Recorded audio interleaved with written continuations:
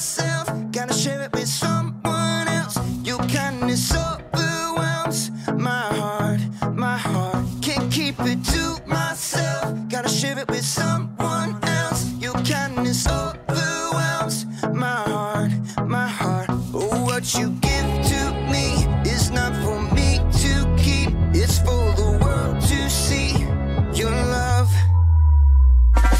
Every day you're giving me your kindness, every day you're giving me your love. Oh, with every single breath I am reminded that what you give is more than enough. So I'll give a little kindness, give a little kindness, give a little love away. Give a little kindness, give a little kindness, give a little love away. Give a little kindness, give a little kindness, give a little love away. Give a little kindness, give a little kindness, give a little love away. Hey, welcome to Story Lab. Skylar, I got your beakers. Oh, thanks. Hey, could you finish this? Sure? Awesome. Trade you. This week, we're talking about respect, while we take a look at something amazing Jesus said. What am I even doing?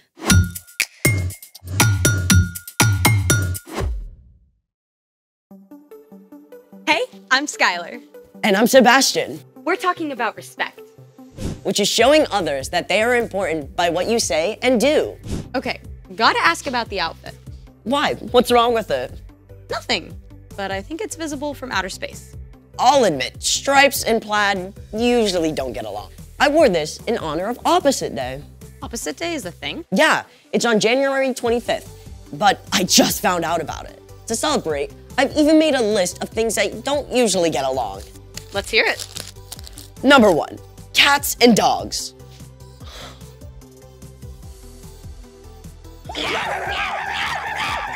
Number 2, heavy metal and polka music. Number 3, pickles and chocolate.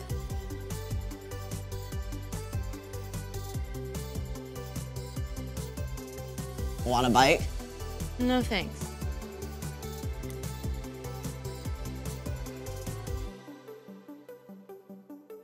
Number 4, water and oil. Water and oil. Wait, let's find out what gets along with water and what doesn't.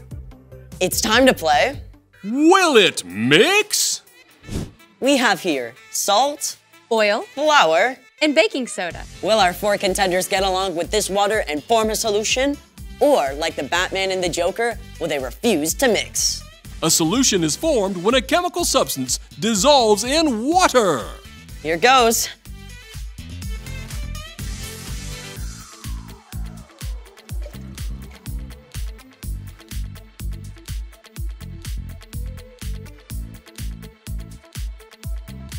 It appears that our salt and baking soda have completely dissolved in the water. But it's clear that water and oil do not mix, and neither do flour and water.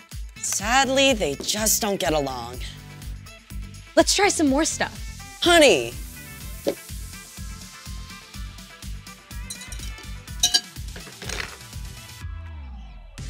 Yep.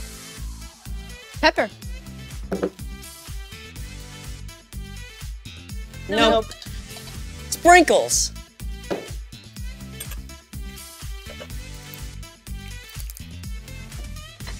Yep. Nope. Wait a sec.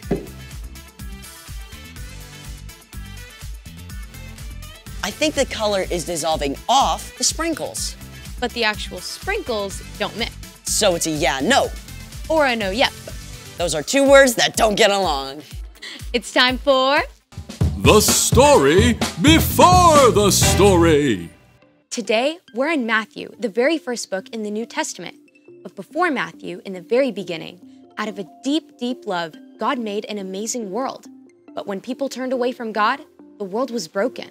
God made a plan to draw people back into relationship. So at the right time, God sent a tiny baby to be born in the small town of Bethlehem, God's very own son, Jesus. When Jesus grew up, he began to travel from town to town, teaching and healing. And everywhere he went, huge crowds gathered because Jesus spoke with more authority than any other teacher ever. Which is where our story starts. Take it away. Hey everyone, I'm Erica. You know, one day, Jesus sat down on a hillside in Galilee to teach his disciples, but it wasn't long before many people joined the crowd. They were amazed at what Jesus said. His teaching went beyond anything they'd ever heard before. Blessed are those who are humble. They will be given the earth. Jesus claimed that people who are sad or humble or hungry or those who suffer for doing what's right are actually blessed. He said his followers are like salt and light. He said that calling someone a fool is just as bad as, get this, murder. It all added up to one thing.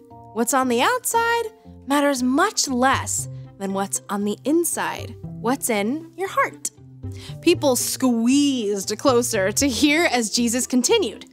You have heard that it was said, love your neighbor, hate your enemy. But here is what I tell you. Love your enemies. Pray for those who hurt you. What? Up to this point, most wise teachers and philosophers had agreed that you should not hurt someone unless they hurt you first. Then you had every right to get back at them. If someone punched you in the mouth and knocked out a tooth, you could punch them and knock out their tooth. If they said something mean to you, then you should shout something just as mean back at them. But Jesus taught a new way of understanding. Love your enemies. Now, it's easy to think of your enemy as the really bad guys, like a supervillain about to destroy the world, or a dangerous criminal on the run, or even the biggest bully on the playground. But your enemies can also be the people you're around every day, like the classmate who cuts ahead of you in line, even your little brother who's super annoying. Loving your enemy is simply loving anyone you don't get along with. That love is more than a warm, fuzzy feeling. You don't have to feel loving to love your enemies. In fact, you probably won't. Instead, you can speak kind words. If someone insults you, choose something kind to say in return. Don't grumble and complain about them behind their backs. In fact, you can show respect. There might even be something nice you can say about that person. You should also do well to them. If someone trips you up on the way to PE class, you can tell them that's not cool. But don't look for ways to get back at them. And most important of all, pray for them. Ask God to care for your enemy and help you forgive them. Prayer might change your enemy, and it can change your own heart too. Speak, do well, pray. When we love our enemies like that, Jesus went on to say, Then you will be children of your Father who is in heaven. Jesus kept going. He said, it's easy to be nice to anyone who's nice to you. Anyone can do that. But God gives good gifts like sunshine and rain to provide for everyone, even people who do wrong things. We are made in God's image. And when we show respect and do good things for those who don't treat us well, we're actually showing the world what God is like. Okay, that's a lot to wrap my brain around. No kidding. So, What's our part in the story?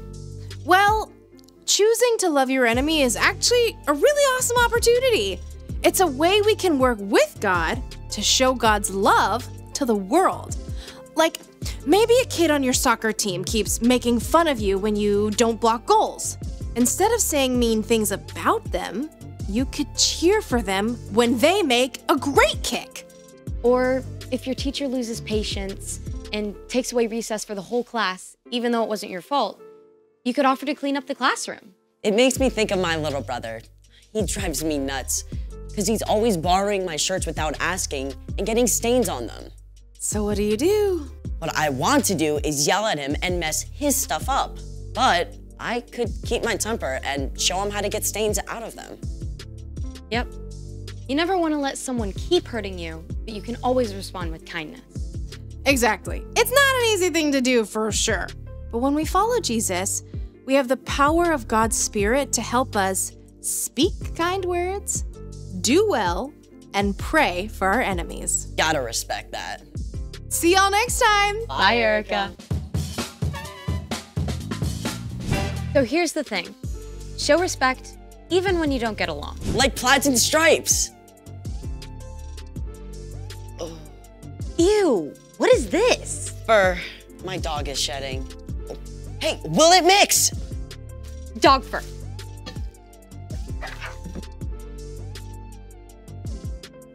Nope. Thanks for joining us in the Story Lab. We'll see you next Next time. time. Beep.